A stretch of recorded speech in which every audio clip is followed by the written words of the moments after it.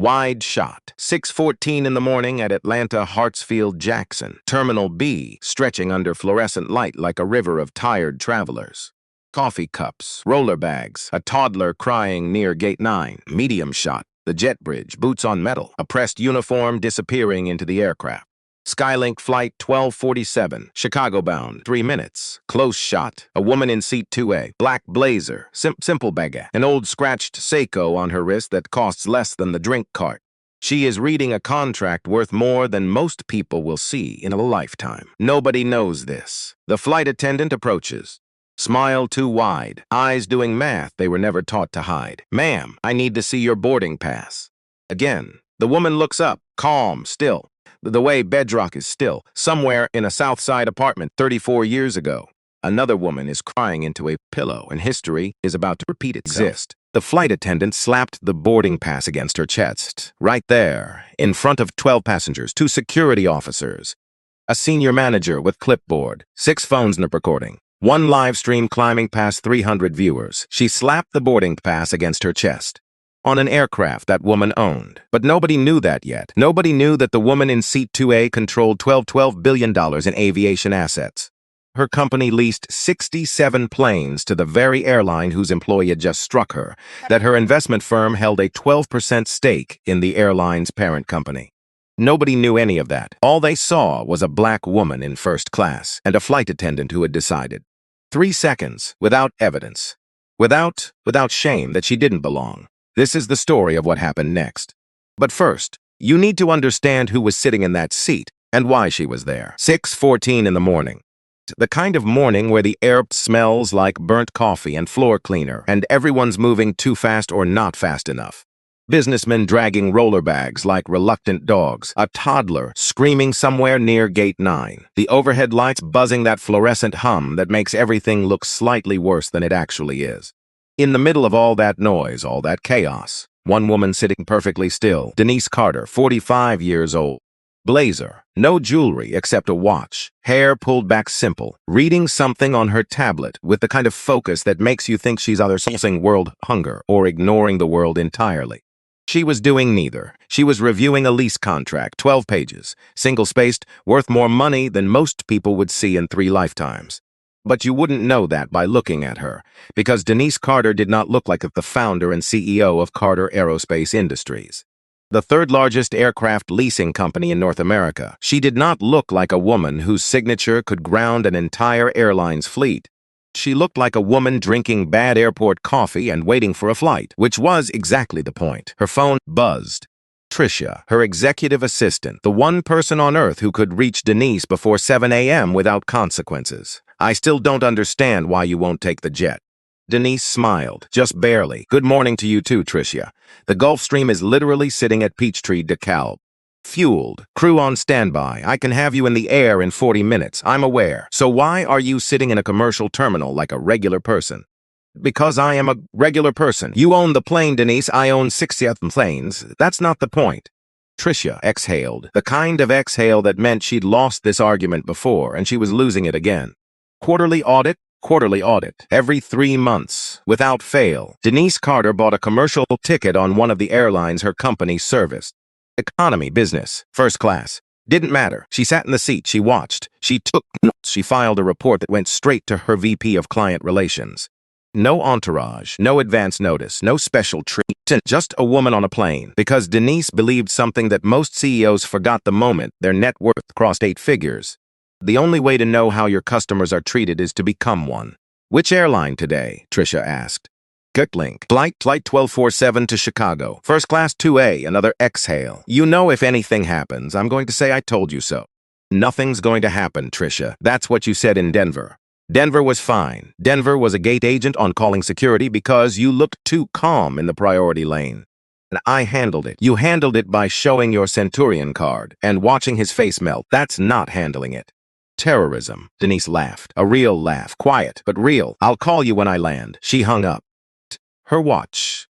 Not to check the time, just to feel it on her wrist, the weight of it.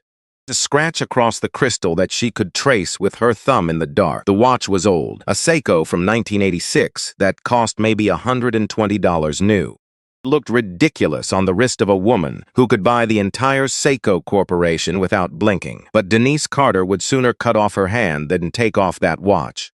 Yes, it was her mother's, Gloria Carter. That name doesn't appear on any Forbes list, no Wikipedia page, no LinkedIn profile. No building named after her at any university. You could search every database in the world and find exactly nothing about Gloria Carter except a death certificate filed in Cook County, Illinois. February 2012. But if you asked Denise, if you caught her at the right moment, after the second glass of wine at dinner, she didn't want to attend. After the board meetings and the contract negotiations and the quarterly earnings calls where men twice her age nodded at her numbers and still looked surprised. You asked her who really built Carter Aerospace. She would not say herself. She would say Gloria. Gloria Carter was a flight attendant. 14 years with Pan Atlantic Airways, hired in 1976 when she was 22 years old and thought the sky was literally the limit. She pressed her uniform every morning, ironed the collar twice, not once, twice, because the first press got the wrinkles out. The second press was for pride. She showed up 30 minutes early for every shift because she believed punctuality was a form of respect. Because she believed the passengers deserved someone who was ready. Not still getting ready. Ready. She was good at her job. She was better than good. Passengers requested her by name. She remembered allergies. She remembered birthdays. She remembered which businessman liked his coffee black and which one pretended to like it black but actually wanted 2 sugars when nobody was looking. She once held a man's hand for 3 hours during severe turbulence over the Atlantic. The man was flying for the first time to see his dying father, and he was so scared his whole body was shaking. Gloria held his hand and talked to him about nothing. Weather, about baseball, about his father's favorite meal. She talked until the shaking stopped and the landing gear came down. She never told anyone about that. Denise found out years later from the man himself, who had tracked Gloria down through the airline just to send a thank you card. Card sat on Gloria's dresser for the rest of her life. Gloria Carter loved that job the way some people love their firstborn. Completely, irrationally, without armor, without a backup plan for what happens when the thing you love decides it doesn't love you back. 1990, they took it from her. Denise was 11. She didn't understand it then. Not really. At 11, you don't understand systems. Understands institutional bias or retaliation, or the way a company can fire someone for doing the right thing and dress it up in language so clean you almost believe it deserved to happen. She remembered the day like a scar she couldn't stop touching. March, a Tuesday, cold enough that her breath made little clouds when she stood outside the school waiting for Mama's car. Mama wasn't driving. She was sitting in the passenger seat. Uncle Ray was driving, and Mama was holding a board box on her lap. The kind of box they give you when they don't want you to come back. Mama, why are you home early? Gloria didn't answer right away. She stepped out of the car, set the box on the roof, smoothed her skirt, fixed her collar. Even now, even after, there were some changes at work, baby. Mama's going to be home for a while. Was the official version, the version for an 11-year-old. The real version came later, in pieces, overheard through thin apartment walls while Denise pretended to sleep. Passenger, first class, a black couple celebrating their anniversary, moved to coach mid-flight. No explanation given, no apology offered. Just a flight attendant named Brenda Hollis telling them their seats had been reassigned for operational purposes. Gloria saw it happen. Gloria said something. Gloria said something loud enough that the entire cabin heard it. Something about policy, something about dignity. Something about how she'd watched this happen 4 times in 2 years, and she was done watching. 3 weeks later. Terminated. Workforce reduction. The only black flight attendant in her base to be reduced. That night, Denise lay in bed. In the room she shared with her little brother. The walls were thin, plaster over wood. You could hear everything. She heard her mother cry, not loud, not the kind of crying that wants to be heard, the muffled kind. Into a pillow, the kind that happens when a woman doesn't want her children to know that the sky she'd loved so much had finally spit her out. Gloria never flew again. She worked retail, department store, shoe departments, returns counters, jobs where she stood on her feet for 8 hours and came home smelling like other people's perfume and carpet cleaner. She never complained. She never explained. She kept that Seiko watch on her wrist like a medal from a war nobody else remembered. In 2012, pancreatic cancer, fast and mean. Denise was 33 and had just closed her first major aircraft lease. A $40 million deal that would become the foundation of Carter Aerospace. At the funeral, Denise took the watch off her mother's wrist. Put it on her own. She hadn't taken it off since, and every 3 months when she sat in a commercial seat on someone else's airline. She wasn't just auditing customer service, she was finishing what Gloria started. Gate B14, boarding call. Denise gathered her things.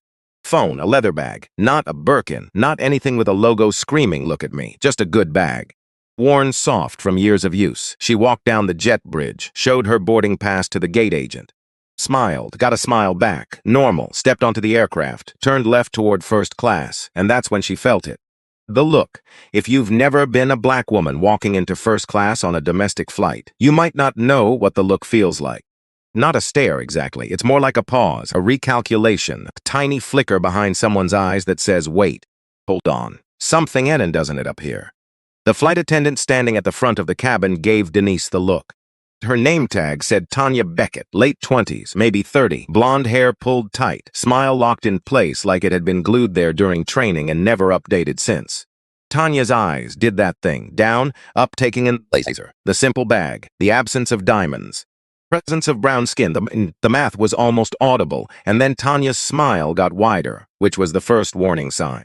Well, when someone smiles bigger at you, for no reason, it usually means they've decided something about you, and it usually isn't good. Tanya's voice was honey-poured over something sharp. "Can I help you find your seat? Now." In first class, on a 12-seat cabin, nobody needs help finding their seat. The seats have numbers, big ones, visible from space. A child could find seat 2A without assistance. Denise knew what the question really meant. "I'm in 2A, she said. Flippy, no edge, no challenge. She walked past Tanya, sat down, placed her bag in her lap, opened her tablet. Except it wasn't done, because Tanya Beckett was not done. 5 minutes passed. Denise read her contract, highlighted a clause about maintenance liability caps, made a note to call her chief counsel about substam paragraph 4, normal work, normal morning, a chat fell across her tray table.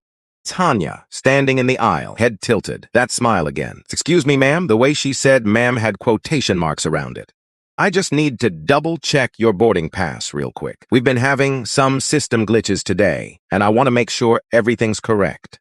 Denise looked up system glitches. She'd flown commercial 47 times for these quarterly audits. She'd been asked to verify her boarding pass exactly 12 of those times. Coach, never once. In business class, once, maybe twice. In first class, every single time. System glitches. She reached into her blazer and handed over the boarding pass. Calmly, the way you hand a parking ticket to a booth attendant, routine. Tanya took it, examined it, held it up slightly, squinted, turned it over like there might be something hidden on the back. A treasure map, a confession, evidence of fraud. She handed it back. Looks fine. No apology, no thank yous, no sorry for the inconvenience. Okay, looks fine, and something else, something in Tanya's eyes as she turned away. Not satisfaction, not relief. Like she'd been hoping to find something wrong. Denise placed the boarding pass back in her blazer, went back to her contract. 3 minutes later, Tanya was back, and this time she wasn't smiling. "Ma'am, no honey this time, no tilted head." Tanya stood square in the aisle, hands on hips, voice pitched loud enough for the passengers in rows 1 through 4 to hear clearly. "Going to need to see your boarding pass again, and your photo ID this time. You just checked my boarding pass." "Yes, ma'am, and now I need to verify it against your identification. We've had reports of fraudulent tickets on this route recently, and I need to follow protocol." Protocol. There was no protocol that required a flight attendant to check a passenger's ID twice within 10 minutes. Denise knew this because she had read every major airline passenger service manual, including Skylink's, cover to cover. It's part of her job. But she reached into her blazer anyway, pulled out her driver's license, handed it over with the boarding pass, because this wasn't the first time. And because Denise Carter was collecting data, Tanya took both documents. This time, she didn't just examine them. She held the boarding pass up to the overhead light. Actually held it up, like she was checking a counterfeit bill at a gas station, in full view of every passenger in first class. The businessman in 1C, Craig Whitfield, 50-ish, silver hair, the kind of tan that comes from golf courses, not beaches. He looked up from his Wall Street Journal, watched the scene with the detached interest of a man observing something that would never happen to him. Elderly woman in 1D, Eleanor Marsh, 67, pearl earrings, a cashmere scarf folded just so. She leaned toward her husband and whispered something. The whisper carried. You'd think they'd learn by now. They. 1 word, 3 letters. And suddenly Denise wasn't a CEO. Wasn't a woman who'd built a $12 billion company from nothing. Wasn't a mother, a daughter, a human being sitting in a seat she'd paid for. She was they. Tanya finished her theatrical inspection. Then she did something that changed everything. She took the boarding pass. Instead of handing it back normally, like a professional, like a person with basic human decency, she slapped it against Denise's chest. Hard enough to leave a mark, but hard enough that the sound carried. A flat, sharp crack like a ruler hitting a desk. Like a period at the end of a sentence that should never have been written. The boarding pass fluttered into Denise's lap. Everything checks out. Tanya's voice was ice-wrapped in customer service. Enjoy your flight. She turned and walked away. The cabin was quiet for exactly 2 seconds. The kind of quiet that happens when 12 people all see the same thing and every single one of them decides, simultaneously, that it's not their problem. 2 seconds of shared silence. 2 seconds where someone could have said something. It wasn't okay, or, miss, you can't do that, or even just, what the hell. Nobody said anything. Craig Whitfield in 1C glanced over, registered the interaction, filed it under things that happened, and went back to his newspaper. His brain had already written the narrative. Told Clausevanger, flight attendant handling it. Nothing to see. Eleanor Marsh in 1D saw the whole thing. The slap, the boarding pass fluttering down. She saw it clearly, and what she felt wasn't outrage. It was confirmation. See, she wanted to say to her husband. See how they act? Making a fuss, causing problems. If you just follow the rules, if you just cooperate, things like this don't happen. She believed that. She really believed that, which was maybe the saddest part of all. Sophia Reyes in 3B had her hand over her mouth. She'd seen it, the deliberate force of it, and something in her stomach turned because she'd watched her mother get treated like this once. Customs, coming back from visiting family in Guadalajara. The officer who held her mother's passport like it was contaminated. Who asked the same question 4 times, who made her mother stand in a separate line while everyone else walked through. Sophia was 19 years old. She remembered her mother's face, the careful blanks of it, the way she smoothed her skirt after. The way she said nothing in the car, nothing at dinner, nothing for 3 days. Sophia wanted to say something now. The words were right there. But she was 28 years old and flying to a job interview in Chicago, director of risk assessment at a firm that would double her salary. The thing she'd been working toward for 6 years, if she caused a scene, if she got pulled off this flight. Nothing. Raymond Odell in 4C saw it too. His jaw tightened, his hands curled into fists on his armrests. 55 years of being a black man in America, and he still felt that jolt, that electric current of recognition. Here we go again, that hit you in the chest before your brain even processed what your eyes just saw. But he waited. Because experience had taught him that a black man standing up on an airplane draws a very different response than a black man sitting quietly. And he wasn't sure yet how bad this was going to get. Then the moment passed and everyone went back to their phones. Their newspapers, their carefully maintained bubbles of not my problem. Everyone except Denise. She picked up the boarding pass from her lap. Slowly, the way you pick up something that has been thrown at you, not because you need it, but because leaving it on the floor means they win. She straightened the crease, placed it back inside her blazer pocket. Her hand was shaking, not from fear, not from shock. This was a different tremor, older, deeper. Deep, something that lived in her bones and her blood and the thin walls of a South Side apartment where she'd lain in bed listening to her mother cry because the sky had finally spit her out. 34 years, and the slaps are still the same, just aimed at the daughter now instead of the mother. Her phone buzzed. From her daughter, Zoe, 16. All braces and opinions. Board meeting tonight, right? Good luck, mama. Kill it. Denise stared at the text, thought about typing back something normal, something that didn't contain the sentence, "A flight attendant just slapped my boarding pass into my chest because I'm black in first class. Thanks, baby. Love you." Sent it. Put the phone face down on the tray table, and then she did what Gloria Carter had taught her to do. Still, she breathed, she waited, because Gloria always said the same thing. The world is going to try to make you loud, Denise. And angry and small, don't let it. You stay quiet, you stay still, and you let them show you exactly who they are. 'Cause they always will, if you give them enough time. Denise was giving them time. 13 minutes until takeoff. Tanya Beckett stood in the galley, poured herself a water, checked her reflection in the stainless steel coffee pot, adjusted her hair. Then she pulled out her phone, opened an app, tapped the little red circle, the one that meant "You're live now." Whatever you say next is permanent. Hey y'all, it's Tanya B back with another first-class situation. She tilted the camera toward the cabin. Careful, practiced. The angle was intentional. She'd done this enough times to know exactly how to frame the shot. Enough cabin visible to set the scene. Of that passengers visible to build the narrative. Never enough to clearly identify a face. Because Tanya Beckett wasn't stupid. She knew the line between content and liability. Or she thought she did. So we've got a passenger up here in 2A who I've had to verify twice now. Honestly, something just doesn't feel right. You know that feeling? It's when someone's sitting somewhere and they just don't. You can always tell. You can always tell. 4 words. And in those 4 words was everything. Assumption. Every shortcut. Every time a brain sees brown skin in a premium space and sends a signal that says wrong. Something's wrong here. Check again. Look harder. Find the mistake. Because there has to be a mistake. The comments started flowing in. Her followers knew the drill. I'm not again, little girl. Get her out. Why do they always try this? Word again. Traveling from Eleanor Marsh's whisper to a stranger's comment section. 3 letters doing 3 centuries of damage. Tanya had 3,000 followers, built this audience carefully over 2 years, mostly other flight attendants who liked her real talk about difficult passengers. Some frequent flyers who enjoyed the drama from a safe distance. She called it her side hustle, keeping the skies honest. Was her bio, and if you scrolled through her content history, really scrolled past the rude drunk guy in 14F videos and the Karen wants free champagne clips. Something Tanya herself would never admit noticing. The passengers she flagged, the ones who didn't fit, the ones who just felt off. Almost always black, or brown, or spoke with an accent, or were a little too quiet, or a little too confident.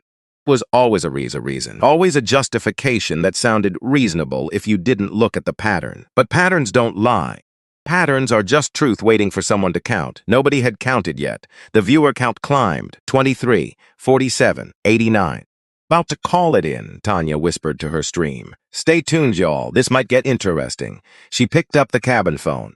Pressed the button for ground security. Her voice shifted, professional, clipped, security to gate 14B. We have a passenger situation in first class that needs immediate attention.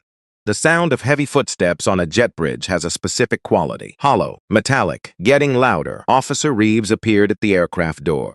Mid-40s, broad shoulders, the kind of face that had seen too many domestic disputes in airport bars and not enough vacation. He carried himself like a man who had 17 things to do today, and this was number 18. He didn't look at Denise first. At Tanya. What's the situation? And that, right there, that was the moment the system broke, because Officer Reeves had a scanner on his belt. Handheld device that could verify any boarding pass in the airline system in under 10 seconds. Beep, green light. He could have walked to 2A, scanned the pass, confirmed the seat, said, "So sorry for the inconvenience, ma'am," and been back at his post before his coffee got cold. 10 seconds. Instead, he listened to Tanya, passenger in 2A. I've verified her documents twice and something's off. She's not cooperating with standard verification, and I think we may have a ticket fraud situation. Cooperating. Denise had handed over her boarding pass twice, her ID, once out argument, without raising her voice. It's what not cooperating looks like when the person describing it has already decided you don't belong. Officer Reeves nodded. Walked down the aisle. Stopped at row 2. Ma'am, I'm going to need you to step into the aisle. Denise looked up. Into the face of a man who hadn't asked a single question, who hadn't scanned a single document, who had taken the word of one person over the evidence of his own equipment. May I ask why? We have a report of a ticketing discrepancy. I need to verify your documents. The flight attendant has already verified my documents. Twice. Ma'am, I'm going to need you to step into the aisle. Same sentence, word for word, like a recording. Denise did not step into the aisle. She reached a blazer, pulled out her boarding pass, held it up. To Officer Reeves, to the cabin. This is my boarding pass. Seat 2A. First purchased 3 days ago for $2,847 through the Skylink website. If that is on it, my name is on my ID. They match. She said this clearly, calmly, the way her mother would have said it. Raymond and Odell stood up. Excuse me, I saw that woman's boarding pass when she boarded. It said 2A, first class. Clear as anything. Officer Reeves turned. Sir, please remain in your seat. I'm just saying. She has a ticket. Sit down now. Raymond sat slowly, but he pulled out his own phone, started recording quietly from his lap. Sophia Reyes gripped her armrest. Her knuckles went white. She could feel the words pushing up her throat like something alive. The interview, Chicago, her future. She swallowed them, and they tasted like shame. 11 minutes until takeoff. That's when Greg Lanford appeared. Senior flight manager, pressed uniform, clipboard. The kind of man who had been middle management for so long that the clipboard had become a physical extension of his personality. What's the delay? Tanya's voice shifted, smoother, the voice she used for people who outranked her, passenger in 2A. Possible ticket discrepancy. I've flagged it twice and security is assisting. Lanford walked to row 2, looked at Denise. Took in the blazer, the simple bag, the watch that looked like it came from a yard sale. He did not see a CEO. Saw a problem to solve, quickly, before the departure slot closed and he had to file a delay report. May I see your boarding pass and identification? Denise handed them over. Third time. Lanford examined them. The boarding pass was valid. Matched. The address on the license was in Buckhead, Atlanta's wealthiest zip code. The name read Dr. Denise Carter. He noticed that, and for one flickering moment, something in his calculations shifted. Doctors had money. Doctors might belong in first class. But then he looked at Denise again, and the calculation shifted back, because in Greg Lanford's 15 years of airline management, black passengers he'd encountered usually traveled with signals, assistants, entourages, designer everything, gold on their fingers and logos on their bags. Announced themselves. This woman announced nothing, and to Lanford that was suspicious. These documents appear legitimate. But we've had issues with sophisticated forgeries recently. I'll need to run a verification through our central system. 9 minutes until takeoff. He walked to the galley. At his tablet, in the search he already knew the answer to. Dr. Denise Carter, gold status, seat 2A. Purchased directly through the website. Credit card verified. TSA pre-check cleared. No flags, no alerts, no holds, nothing. The system had a green light so bright it was practically screaming. Passenger is legitimate. Stop, apologizes, move on. But the system was telling him one thing. Guts telling him another. And here's the thing about guts. They feel like instinct. They feel like wisdom earned through years on the job. Sometimes, a lot of the time, your gut is just your bias wearing a uniform and pretending to be intuition. Bert didn't recognize that, or maybe he did, somewhere, in some HR training module he'd clicked through without reading 2 years ago. Some presentation about implicit bias that he'd sat through while checking his phone. He knew the words, he just didn't recognize them in himself. Hesitated, and hesitation in a situation like this is not neutral. It is not caution, it is a choice. Choosing suspicion over evidence, assumption over data, looking at a green light and deciding it must red because the person standing under it doesn't match the picture in your head. Greg Lanford made his choice. He walked back to row 2. Ma'am, I'm going to recommend that you deplane so we can complete a thorough verification at the gate. We'll rebook you on the next available flight at no additional charge. The words were polite. The framing was professional. But the meaning underneath was exactly what it had always been. In 1990, when they told Gloria Carter her position had been eliminated, every hotel lobby and department store and first-class cabin where a black person sat down and someone decided. Evidence that they didn't belong. You don't belong here. Please leave quietly so we can all pretend this isn't what it is. Tanya's live stream had climbed to 212 viewers, her chat filled with laughing emojis, fire emojis, things that were worse than emojis. Things that Tanya saw and did not delete. Officer Reeves stepped closer. Ma'am, I need you to gather your belongings. Raymond Odell stood up again. This is wrong. That woman has a valid ticket. I've been sitting here watching this and every single one of you knows this is wrong. Final warnings. Sit down or you will be removed from this aircraft. 8 minutes until takeoff. Denise Carter sat in seat 2A. An officer on one side, a manager on the other, a flight attendant streaming her humiliation to hundreds of strangers. An elderly woman nodding approvingly, a businessman narrating her downfall for likes, and she was calm, not the calm of someone who has given up. The calm of someone who doesn't feel, but the calm of a woman who has been here before, who has been here so many times that she's developed a muscle for it. The way marathon runners develop muscles that normal people don't even know exist. She made 3 decisions, quickly, the way she made decisions in boardrooms.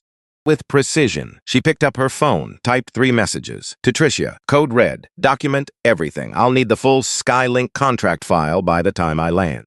To her chief legal officer, potential discrimination incident. Live, multiple witnesses, multiple recordings. Stand by for my call. To a contact listed simply as board chair, personal, Marcus. Call me in 15 minutes. I'll explain when you call. She sent all 3. Watched the read receipts appear. 2, 3. Her team was awake. They were always ready because Denise Carter did not hire people who needed to be told twice. She declined to leave the aircraft, not with a speech shout. She simply said 5 words. "I'd like the captain, please." 5 words, spoken at the volume of a woman ordering coffee, and somehow they carried more weight than everything Tanya had shouted and Lanford had demanded and Reeves had threatened in the past 20 minutes combined. Because there's something about a person who won't raise their voice when everyone around them is loud, when the pressure is maximum, when the entire cabin is recording, and that person just sits there, still, like bedrock. It makes you wonder what they know that you don't. Greg Lanford, for the first time since he'd walked into this cabin, wondered. She reached into her blazer, not for the boarding pass, not for the ID, for something else, a black leather card holder, slim, understated. She placed it on the tray table. Closed, her fingers resting gently on top. Lanford looked at the card holder, looked at her face. Nothing in her expression had changed. Quiet, same stillness. There was something new in her eyes, not anger, not triumph, sadness, because every time she had to prove her power just to be treated with basic dignity meant the world was still broken in the exact same place her mother had found it broken 34 years ago. The captain is busy preparing for departure. He doesn't have time for individual passenger issues. Mr. Lanford, her voice was soft, but it made him stop mid-sentence the way a whisper can silence a shout. "I strongly suggest you ask Captain Horn-Harmon to come to the cabin. Personally, before you make any decisions you can't take back." She didn't threaten, didn't explain. She just waited, and in that silence, Greg Lanford felt something he hadn't felt in 15 years of managing passenger situations. Uncertainty, not about the ticket. The system had already confirmed that. Uncertainty about whether he had just made the worst mistake of his career. He looked at the cabin. Craig Whitfield recording from 1C. Eleanor Marsh nodding from 1D. Raymond Odell watching from 4C with an expression that said, "I will remember this." Sophia Reyes gripping her armrest until her knuckles went bone white. And Denise Carter, sitting in 2A, her mother's watch on her wrist, her daughter's text on her phone, a card holder on her tray table. Waiting, not like someone who was about to lose. Lanford opened his mouth, closed it, opened it again. Aisle. The captain. He turned and walked toward the cockpit. And Denise, alone in the seat, surrounded by phones and judgment and a system that had failed her mother and was now failing her. Down at the watch, she whispered something, so quiet that nobody heard it. Not Tanya, not Reeves, not the cameras. "Mama." 7 minutes until takeoff. Greg Lanford walked toward the cockpit like a man walking toward something he didn't want to find. His shoes squeaking on the galley floor, his clipboard pressed against his chest like a shield that had stopped shielding anything about 10 minutes ago. Twice, the cockpit door opened, and Captain James Harmon looked at him the way they captains look at flight managers who bring problems instead of solutions. Which is to say, not Warman was 56 years old, 31 years flying commercial, 2 divorces, 1 rebuilt marriage. That cool. A son who didn't call enough, silver hair that made him look like the kind of man you trust to land a plane in a crosswind. Which he was. He'd done it 9 times. He'd also handled an engine fire on approach to LaGuardia that he still dreamed about on bad nights. 14,000 passenger situations in his career, give or take, and in his experience. The ones that started with the flight attendant has concerns and ended with the documentation checks out usually meant one thing. Someone had made an assumption, and now the assumption had legs and a clipboard and was standing in his cockpit asking for backup. "We have a departure slot in 7 minutes, Lanford. What is it?" "Passenger situation in first class, sir. Seat 2A. Possible ticket discrepancy. Possible. The documentation checks out in the system, but the flight attendant has concerns." Harmon let that word sit in the cockpit air for a moment. Concerns. The most dangerous word in aviation isn't mayday. It isn't fire. It isn't engine failure. Those words have protocols. It's clear instructions for what to do next. Concerns has nothing. Concerns is a feeling wearing a lanyard. Is the passenger being disruptive? No, sir. Threatening? No. Intoxicated? No. Has the passenger refused to show documentation? She showed her boarding pass and ID. Twice. Harmon let that too. Twice. A passenger had shown valid documents. Twice. And his crew was still standing in the aisle treating her like suspect. And the system confirms her seat's assignment. Yes, sir. But that exactly is the discrepancy. Lanford opened his mouth. Closed it. Opened it again. He looked like a man trying to explain a color to someone who can see perfectly well. Like a man who knows the answer he's about to give isn't good enough but has no other answer to give. Sir, the flight attendant believes the ticket may be fraudulent. Based on what evidence? Silence. There it was. The question that should have been asked 20 minutes ago. The question that Tanya Beckett never asked herself. That Officer Reeves never bothered with. Lanford skipped over on his way to the conclusion he'd already reached. Based on what evidence? Because when you stripped away the gut feeling and the something doesn't seem right, and you can always tell. When you scraped off all the polite language that reasonable people use to dress up prejudice so it passes for professionalism. There was no evidence. There was just a black woman in first class, and that was enough. The passenger is requesting your presence in the cabin, Lanford said. Quietly, like a man handing over a grenade he'd been holding too long. My presence? She specifically asked for you, Captain. Harmon studied Lanford's face, saw the uncertainty there, the first crack in the confidence that had carried him down the aisle and back. Something about this situation wasn't following the script Lanford had written in his head, the part where the passenger protests. Gets louder, gets removed, gets forgotten by the time the beverage cart rolls out. This passenger wasn't protesting. She was requesting the captain. In Harmon's experience, was a very different kind of passenger. All right, let's go. Meanwhile, in seat 2A, Denise Carter sat with her hands flat on the tray table, card holder underneath her right fingers, phone face down to her left. The screen occasionally lighting up with notifications she didn't look at. The cabin around her had settled into a strange holding pattern. Officer Reeves standing 2 rows up, arms crossed, a human checkpoint between first class and the rest of the plane. Tanya Beckett in the galley doorway, phone angled low, still streaming to her followers, whispering commentary like a woman narrating a nature documentary about prey she expected to see dragged away any minute. The viewer count had climbed past 300. The comments were a river of laughing emojis, and worse, and the passengers. All watching, all recording, all waiting for the ending they'd already written in their heads. But Denise wasn't watching any of them. She was looking at the card holder under her fingers, thinking about what was inside it. 2 cards, 2 pieces of paper that would change everything in this cabin. Would flip the power dynamic so completely it would make everyone's head snap back. She could play them right now. Could stand up, open the holder, place both cards on the tray table, watch their faces, and it would be over. The security officer would step back.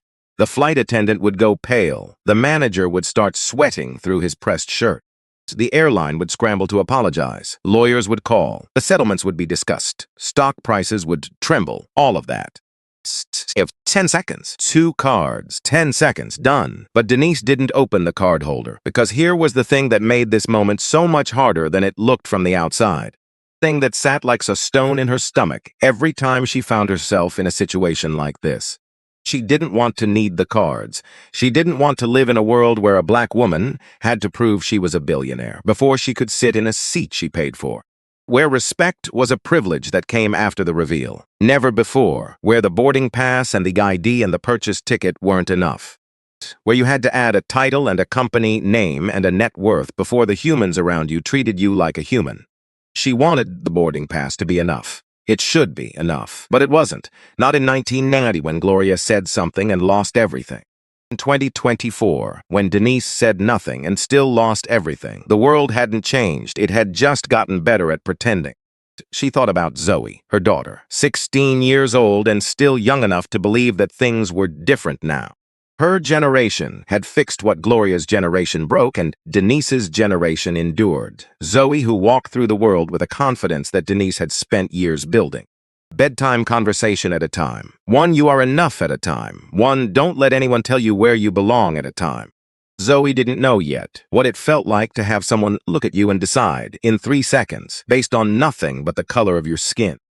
You were in the wrong place, and Denise thought, with a clarity that burned behind her eyes. I don't play these cards for me. Play them so that someday, Zoe won't half buzzed, chief legal officer, standing by, say the word. Back, not yet, almost, put the phone down, and heard footsteps coming from the cockpit. Captain James Harmon walked into first class the way pilots walk everywhere. Straight spine, measured steps, authority that doesn't need to announce itself because the uniform does the talking. The cabin shifted when he appeared. The way a courtroom shifts when the judge enters. Phones lowered slightly. Conversations paused. Even Tanya Beckett stood straighter, smoothed her blouse. adjusted her smile back to factory settings. Harmon's eyes swept the scene. Officer Reeves at attention near row 2. Lanford hovering behind him like a shadow that wished it could detach from its owner. Tanya positioned in the galley doorway, with her phone at an angle that said, "I'm not recording, but I'm definitely recording." And in seat 2A, a woman, sitting with her hands flat on the tray table. No tears, no anger, no visible distress. Just a woman in a black blazer with something underneath her fingers. Waiting. The way you wait when you know the ending before it starts. Harmon had met exactly 2 kinds of people who could sit that still under this kind of pressure. People who had given up completely, and people who held every card in the deck and were waiting for the dealer to stop embarrassing himself. This woman had not given up. He walked to row 2, stood in the aisle, and did something that nobody else on this aircraft had done in the past 25 minutes. Spoke to her like a person. "Ma'am, I'm Captain Harmon. I understand there's been a concern about your seating. May I see your boarding pass and identification?" Denise looked up at him, searched his face for what she'd been searching for since boarding. Sympathy, not pity, just the basic professional decency of a man who looks at another human being and sees a human being first. "Of course, yeah, Captain." She handed over both documents, and as she reached into her blazer, her sleeve shifted, and the watch caught the overhead light. Harmon took the boarding pass, took the ID, started examining them, then his eyes drifted to her wrist. A Seiko, old model, mid-80s, scratched crystal, faded dial, the kind of watch you see at estate sales between a tray of cufflinks and a pair of reading glasses nobody wants. Worth maybe $100, maybe less, completely out of place on the wrist of a woman sitting in a $2,800 seat.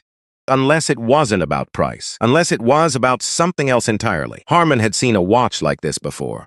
This exact one. But the same model, the same vintage, the same deliberate refusal to replace something old with something expensive.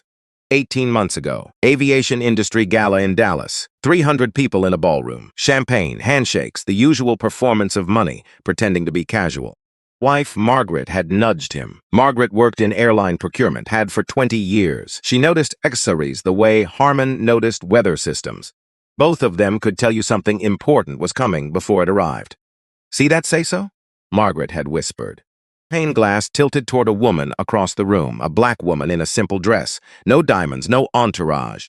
Just a watch that didn't match anything else about her. That's Gloria Carter's watch. The Carter Aerospace woman wears it everywhere. Conferences, board meetings, congressional hearings. Her mother was a flight attendant, got fired for speaking up against discrimination back in the 90s. Daughter built one of the biggest leasing companies in the country, named a whole foundation after her mother. Never takes the watch off. Harmon had nodded that night, the way husbands nod when their wives tell him something at a party that seems interesting but not important. Gotten about it by dessert until right now, standing in the aisle of first class, holding a boarding pass and a driver's license. Looking at a scratched Seiko on a steady wrist, he looked at the watch, looked at the ID, looked at the name. Denise Carter. Carter. His face didn't change. 31 years of cockpit training meant his face never changed. Not during turbulence that rattled the overhead bins loose. During the LaGuardia fire. Not during either divorce. But his hands went very still. The boarding pass frozen between his fingers like a photograph he was afraid to develop. He needed to make a phone call, right now, before he said another word, before he let this situation get 1 second worse than it had already gotten. "Becht." He said it without turning around. "End whatever you're recording on your phone. Captain, I'm not now." One word, and every year of authority behind it. Tanya's hand moved to her phone. She didn't end the stream. But she lowered the phone. Her viewers saw ceiling, then black. Officer Reeves. Step back from this row. Reeves moved. No questions. Because captains on aircraft have a legal authority supersedes everything, including gut feelings, including assumptions, including 300 live stream viewers who want to watch a black woman get dragged off a plane. Harmon looked at Denise one more time, at the watch, at the name on the ID. "Ma'am, I'm going to make a verification call. With your permission, please do, Captain." He pulled out his phone, dialed a number. His fingers were steady. He dialed slowly, the way a man dials when he's hoping to be wrong about what he's about to confirm. Because if he was right, if the watch and the name and the stillness all meant what he thought they meant, what his crew had just done in the past 25 minutes was going to make national news. The cabin watched. Every phone, every held breath. Lanford leaned toward Tanya in the galley. "What's happening?" Tanya shook her head. confidence was cracking, not dramatically, not all at once, like a windshield after a pebble hits it at highway speed. Still holding, but you could see the fracture line, and you could see exactly where it was going to spread. The call lasted 90 seconds. Harmon said very little, listened mostly, said yes twice, said I understand once, said thank you and hung up. He stood in the aisle for a moment, not moving, processing something too large for normal operating capacity. Then he turned to the cabin. Step back from seat 2A. Immediately. Reeves, Linford, even Tanya, they moved, not because they understood, but because the voice that said it left no room for anything except compliance. Denise, for the first time since this started, spoke without being spoken to, Captain Harmon. Before you say anything else.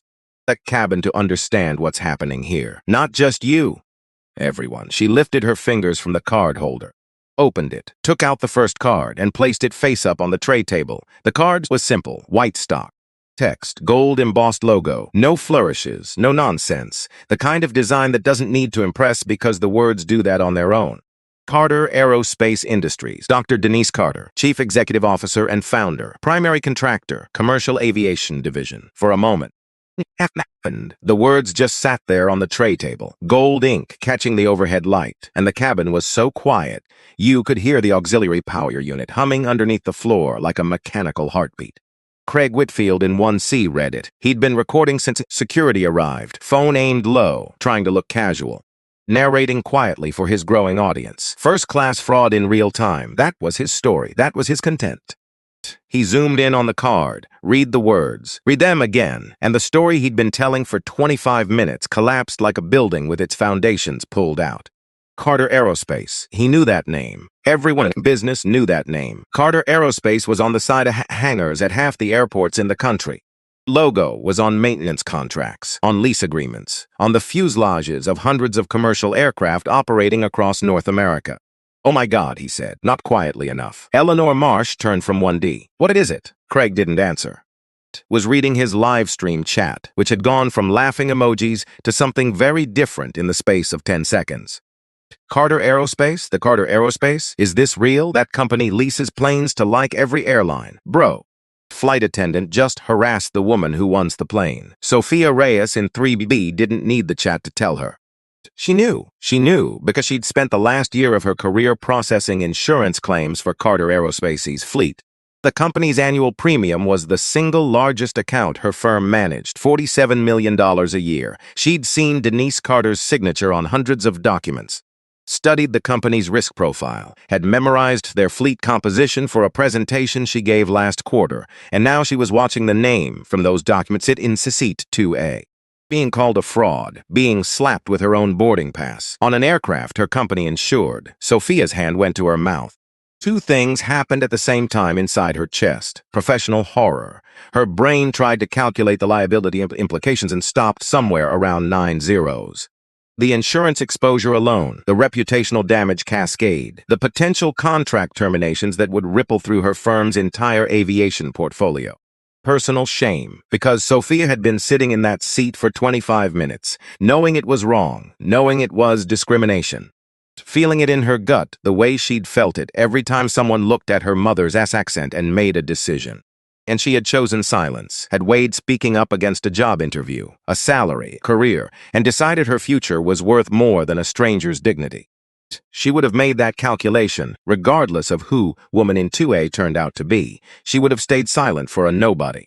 For someone without business cards or billion-dollar companies, and that was the part I'd have to carry. Raymond Odell in 4C couldn't see the card from his angle.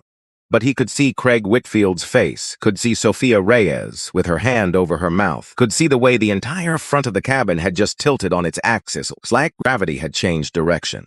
What does it say? He asked. Sophia turned, her voice barely there. She owns the planes, this plane. She owns this plane.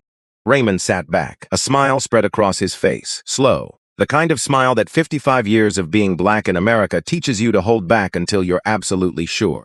Then you let it out. Well, he said. Well. The cabin buzzed. Whispers traveling from seat to seat like electricity through a wire. Phones angled at the business card, screenshots taken, messages sent, the information spreading outward from row 2 at the speed of disbelief.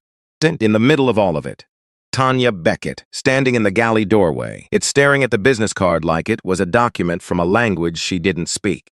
CEO, founder Carter Aerospace. The words were clear, but her brain couldn't force them into the shape of the story she'd been telling for the past half hour. The story where she was the vigilant protector of first class. The story where the woman in 2A was a fraud. The story where Tanya was right, had always been right, would always be right. That story required Denise Carter to be nobody. And Denise Carter was not nobody. Denise Carter was the kind of somebody that made Tanya's airline look like a roadside diner.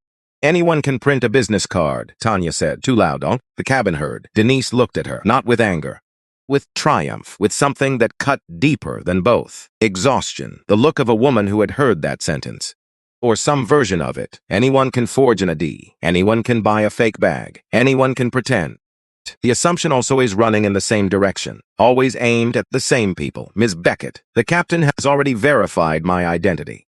Tanya looked at Harmon. His face confirmed it. She looked at Lanford. He was studying the galley floor like it contained the meaning of life. Looked at Reeves. He had taken 2 full steps backward. Nobody was going to save her. Nobody was going to say, actually, she's right. This was all a misunderstanding. Because it wasn't a misunderstanding. It was exactly what it looked like. 6 minutes past scheduled takeoff. Denise wasn't done. She reached into the card holder again, and the cabin watched her fingers the way 12 people watch a fuse burning toward something they can't stop. Pulled out a second card, placed it next to the first. This one was different. Darker stock, smaller text. Simpler design. The kind of card that doesn't need a logo because the name carries its own weight. Meridian Capital Partners. Denise Carter, Managing Partner, Transportation Sector, Board Representative, and Consolidated Airways International. Consolidated Airways International. Captain Harmon read it.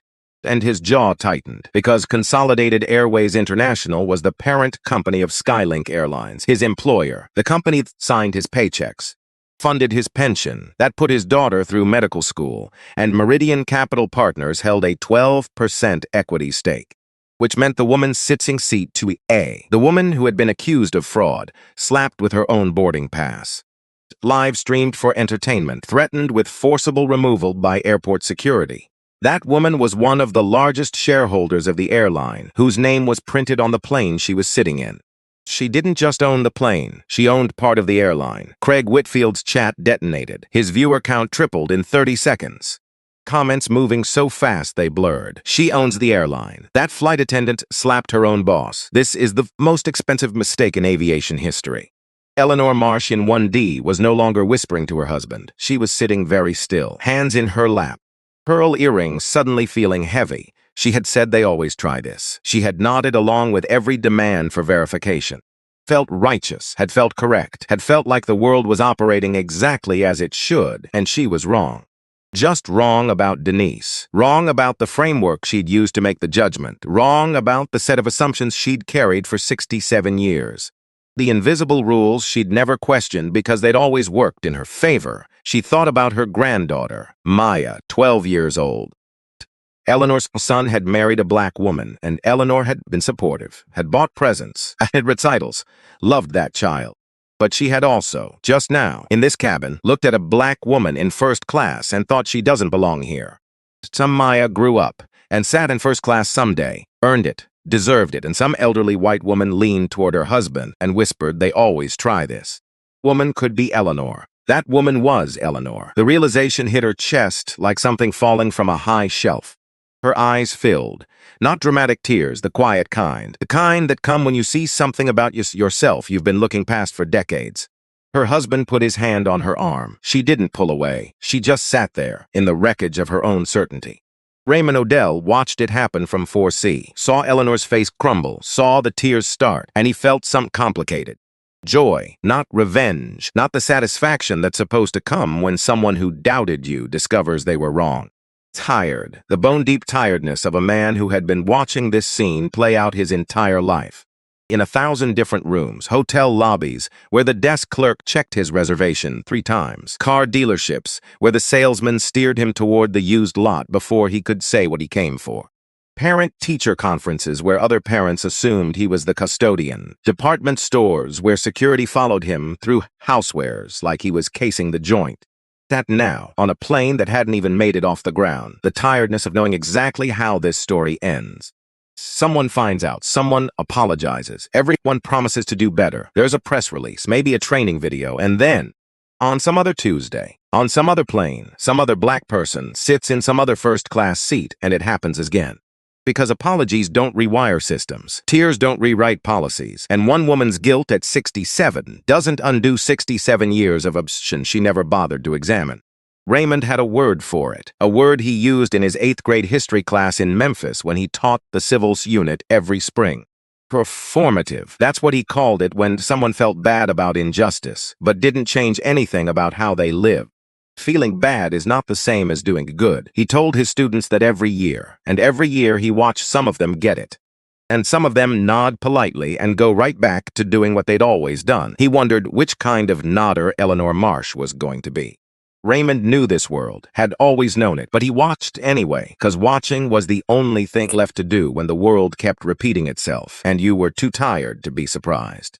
Captain Harmon stood at the center of the cabin, processing. Behind him, an aircraft full of passengers who needed to get to Chicago. Tower threatening to cancel their slot. A schedule unraveling by the minute. A crew that had just committed what might be the most thoroughly documented act of passenger discrimination in the history of commercial aviation. Recorded from 6 angles, streamed live to hundreds, already spreading through aviation forums and industry networks. In front of him, a woman whose company controlled 67 aircraft in Skylink's fleet, over a third of their operational capacity, whose investment firm sat on the board of his employer's parent company, whose legal team was certainly awake and certainly drafting and certainly calculating damages that would have more zeros than his retirement account. But it was more than the business cards, because Captain Harmon had been married to a black woman for 11 years.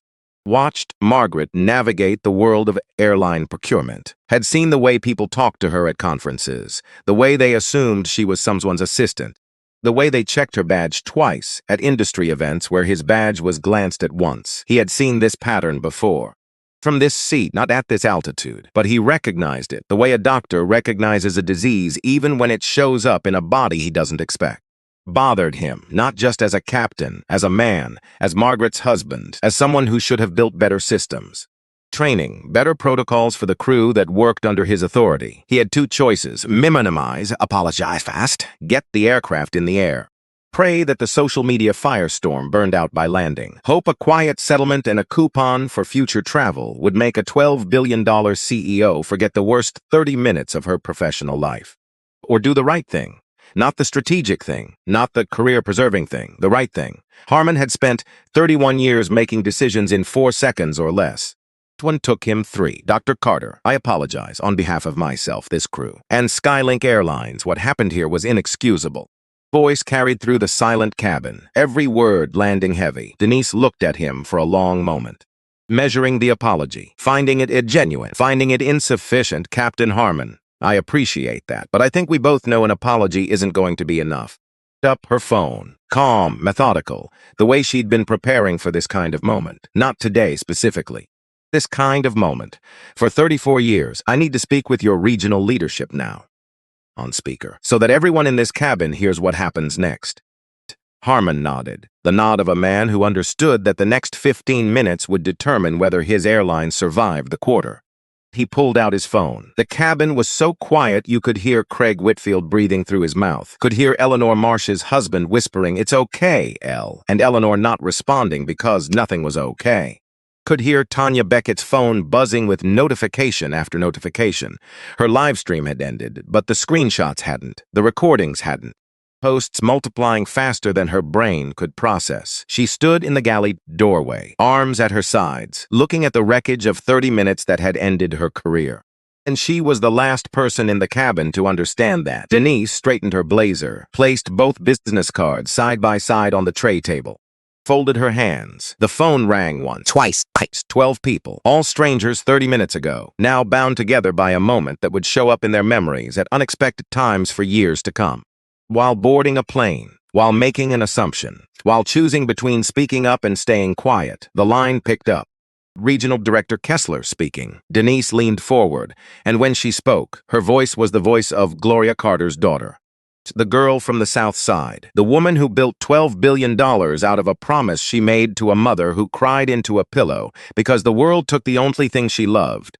Dr. Kessler, this is Dr. Denise Carter, CEO of Carter Aerospace Industries and managing partner of Meridian Capital. I'm currently sitting on Skylink Flight 1247.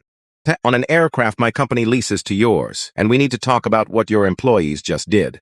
The silence on the other end lasted 4 seconds. A voice, tight, controlled, but unmistakably afraid. Dr. Carter, I'm listening. Dr. Carter, I'm listening.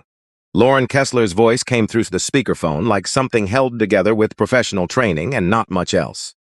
Controlled on the surface, cracking underneath. Denise let the silence sit for 2 full seconds before speaking, not for drama, for precision, because every negotiation she'd ever won started with silence, with the other person's imagination filling in the blanks, doing more damage than words could. Dr. Kessler, I'm currently seated in 2A on Skylink Flight 1247, aircraft tail number N847CA, which is under active lease from Carter Aerospace Industries. My company. She let Kessler do the math. In the past 30 minutes, your flight attendant publicly accused me of ticket fraud, demanded my identification twice, slapped my boarding pass against my chest in full view of 12 passengers, live-streamed the incident to several hundred viewers without my consent, and called airport security to have me forcibly removed from a seat I purchased on an aircraft I own. The speaker was quiet, not the quiet of someone gathering thoughts, the quiet of someone standing in a burning building trying to decide which door to run to first. Carter. Kessler's voice had dropped half an octave on behalf of Skylink Airlines and our entire executive team. Cannot begin to express how. Director Kessler, I appreciate that, but I'm not calling for an apology. Beat. What are you calling for? Denise Carter, sitting in seat 2A, 2 business cards face up on the tray table. 12 strangers hanging on her every word, a captain standing at attention, an officer studying his shoes, a flight attendant whose career was dissolving in real time in the galley doorway. Denise said the 6 words that nobody in that cabin expected to hear. I'm calling for systemic change. The cabin didn't breathe. Craig Whitfield had been expecting a number, a big one, 7 figures, maybe 8, the kind of that headlines are made of. Has millions. CEO demands recuperapo. That was the story his brain had already written. The shareable moment. The clip that would get him to 10,000 followers. But Denise hadn't said a number. She'd said systemic change. And the cabin had to sit with that, had to recalibrate. To understand that the woman in 2A wasn't interested in making herself richer. She was already rich. She was interested in something that money can't buy, and supplements can't build, and viral videos can't sustain. Dr. Kessler, I'm not interested in monetary compensation. I have money. I don't need yours. She said it the way you say water is wet. Arrogance, just fact. What I need, what this situation requires, is accountability and structural reform. 3 immediate actions and 3 long-term commitments. She didn't look at notes, didn't check her phone. Everything she was about to say had been building in her mind since the moment Tanya Beckett's hand made contact with her chest. Since before that, since a night in 1990 when she pressed her ear against a thin wall and heard her mother's muffled sobs. Immediate action 1. Termination of the employee who initiated the discriminatory treatment and violated your company's social media policy by live-streaming a passenger's interaction without consent. In the galley doorway, Tanya heard the word termination, and something inside her went cold. Not air conditioning cold, future disappearing cold. Cold of a paycheck stopping, an apartment she might not be able to afford, a Tuesday morning with nowhere to go and nothing to be. She opened her mouth to protest, to defend, to say she was just doing her job, that anyone could have made the same call. But the words stalled in her throat, because somewhere underneath the panic, in a basement of herself she hadn't visited in years, Beckett knew she hadn't made a mistake. She had made a choice, over and over, for 7 years, on plane after plane.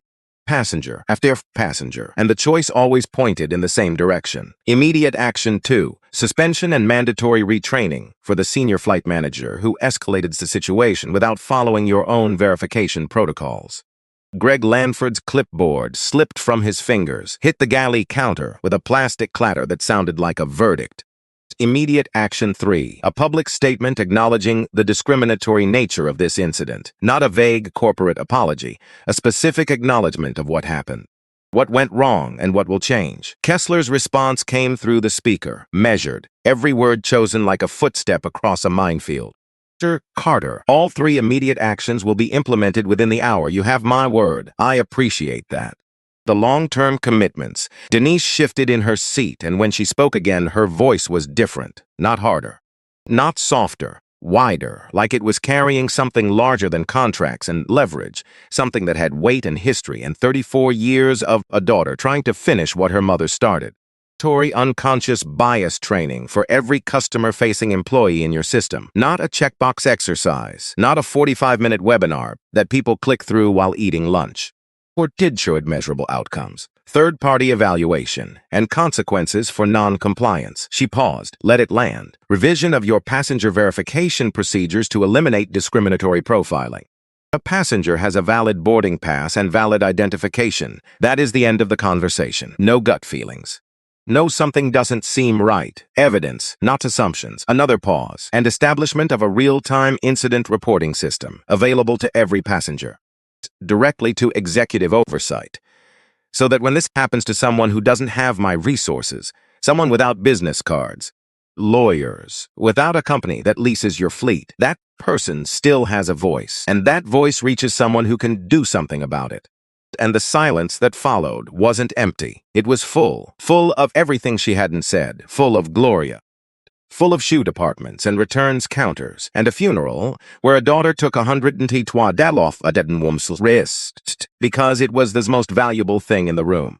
Raymond Odell in 4C was leaning forward, elbows on his knees, hands clasped, and for the first time in this entire ordeal, he wasn't tired, not because the tiredness was gone, it was still there, 55 years of it, stacked like sediment.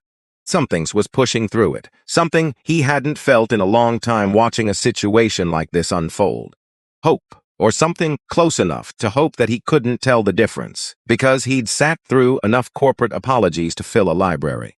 Press conferences where CEOs read statements their lawyers wrote, thoughts and prayers responses that evaporated before the ink dried. He knew the playbook.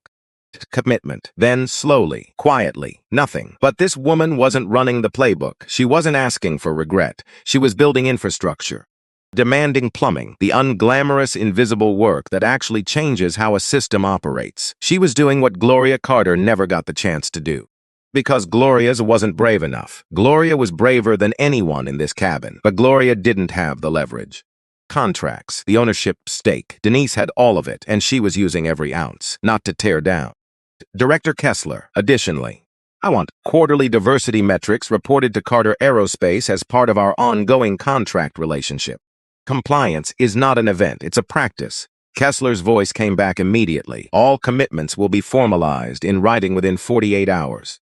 Our legal team will coordinate with yours. Good. And Director Kessler, one more thing. Yes, if similar incidents occur anywhere in your system, these changes aren't implemented with full commitment and measurable results. Meridian Capital will exercise our shareholder rights to demand executive accountability at the board level. 3 seconds of silence, which is a long time when your career and your company's stock price are both listening. Understood, completely. Denise ended the call, set the phone down on the tray table, looked at Captain Harmon, and then she made a request that surprised everyone in the cabin, including herself, Captain. Before we proceed, I'd like 5 minutes with Ms. Beckett. Harmon looked at Denise, at Tanya. At Denise. Of course, he gestured to the crew and Officer Reeves. They moved toward the forward galley.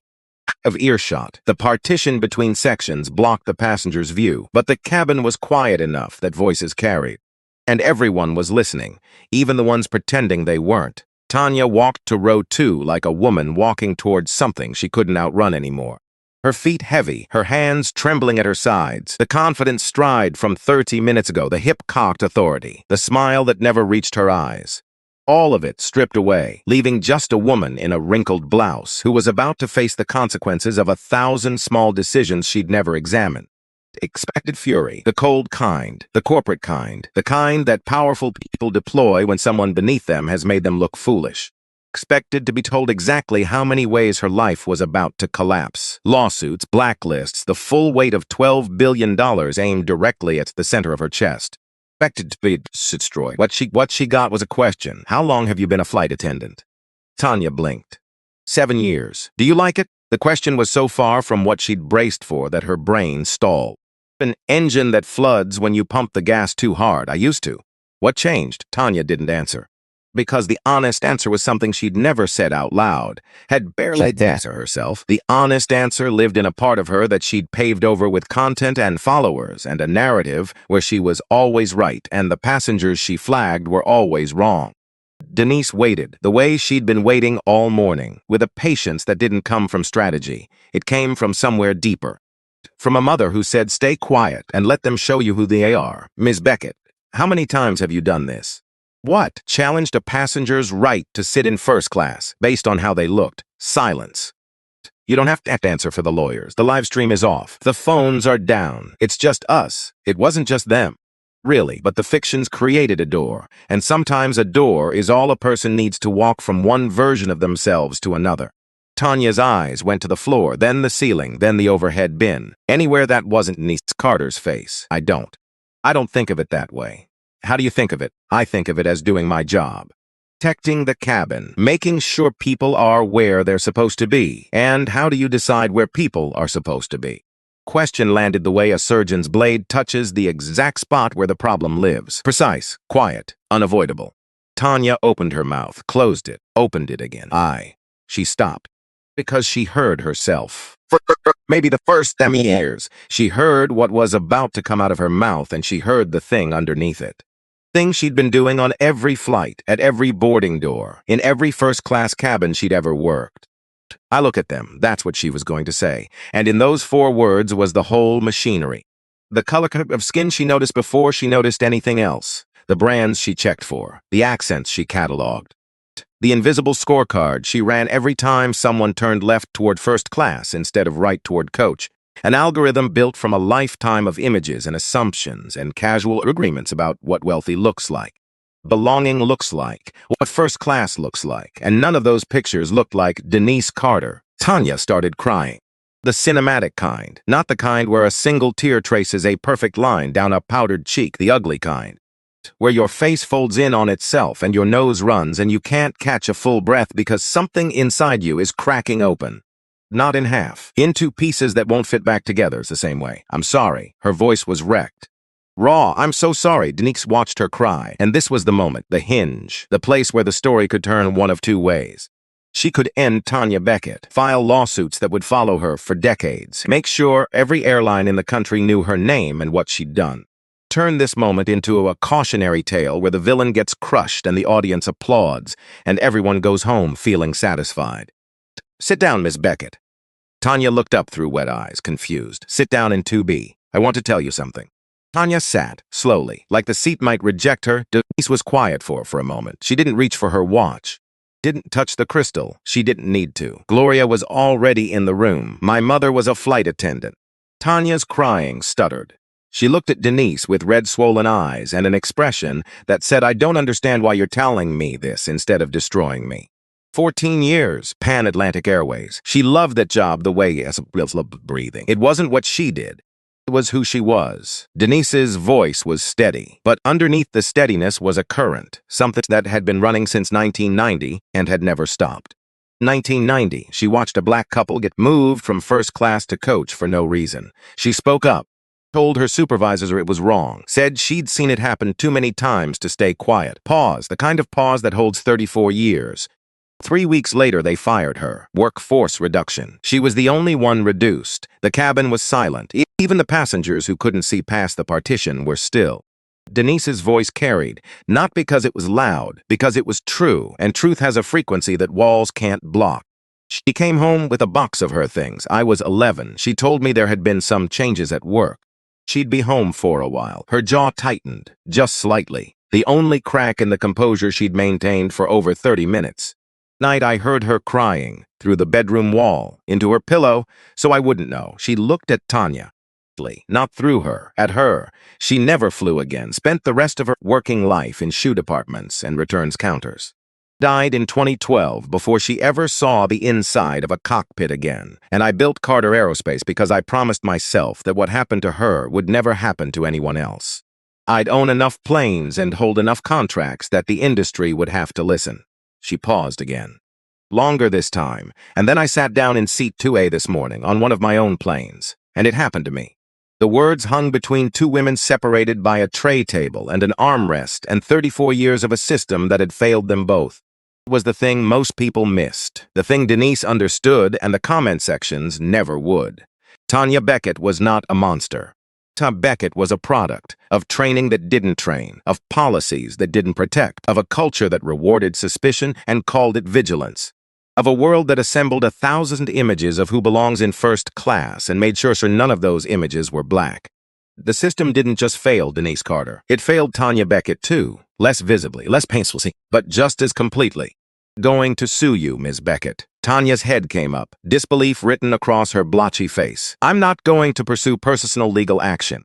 It's not what this is about, then. Why? Why any of this? Denise let the question sit, then answered it simply, because my mother didn't raise me to punish people. She raised me to fix things. Tanya stared at her. Tears still coming, but quieter now, like rain after a storm breaks. You could ruin me. You have every right. So, because 34 years ago somebody ruined my mother, and the only person it helped was the person who did it. My mother still lost her job, still cried through the wall, still spent the rest of her life standing on her feet in department stores. Nothing changed. The person who signed her termination probably slept fine that night. She leaned forward slightly, not threatening. Closer to the way a teacher leans toward a student who's finally ready to hear the lesson. I don't want to sleep fine, Ms. I want to sleep knowing something actually changed. Tanya wiped her face with the back of her hand, smearing what was left of her makeup into a mess she didn't bother fixing, because fixing her appearance was the smallest, most meaningless thing she could think of right now. What am I supposed to do now? Denise considered the question, seriously, not like a CCO dismissing a subordinate. Like a woman looking at another woman and seeing something underneath the wreckage that might be worth saving. Learn. That's what you do. You find out why you did what you did, not the excuse, not the doing my job version, the real reason, the one underneath all the reasons you tell yourself. And when you can look at it without flinching, you decide what to build on top of it. 14 minutes past scheduled takeoff. Captain Harmons stood at the front of the cabin and addressed the passengers. His voice had changed since the beginning of this ordeal. Still professional, still carrying the weight of 31 years and 4 stripes. But with something added. Humility, the kind you can't fake, because I can't watching something happen that rearranges what you thought you knew. Ladies and gentlemen, I want to personally apologize for what you've witnessed today. What happened to Dr. Carter was a failure. Failure of our procedures, our judgment, and the basic human respect that every person deserves when they board an aircraft. Paused, looked at Denise. Dr. Carter has responded to this failure with more grace than any of us earned. The changes she's required will make this airline better, will make this industry better, and will protect passengers who may not have her resources to push back. Raymond Odell stood up first, not fast, not dramatic. He just got to his feet and started clapping, steady. Like a man who had been waiting a long time to applaud something that deserved it. Sophia Reyes stood next.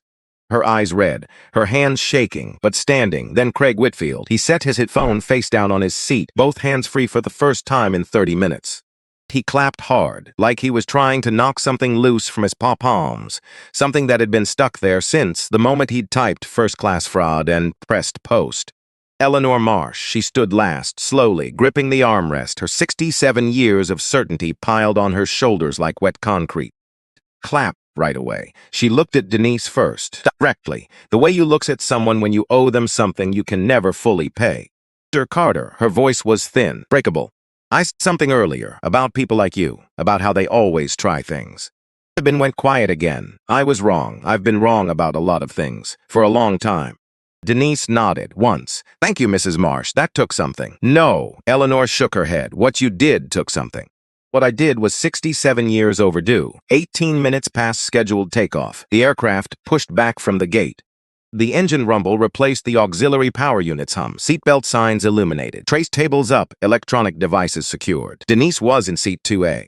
Where she had been since the beginning, where she had every right to be. Her phone buzzed one final time before she switched it to airplane mode. Trisha, are you okay?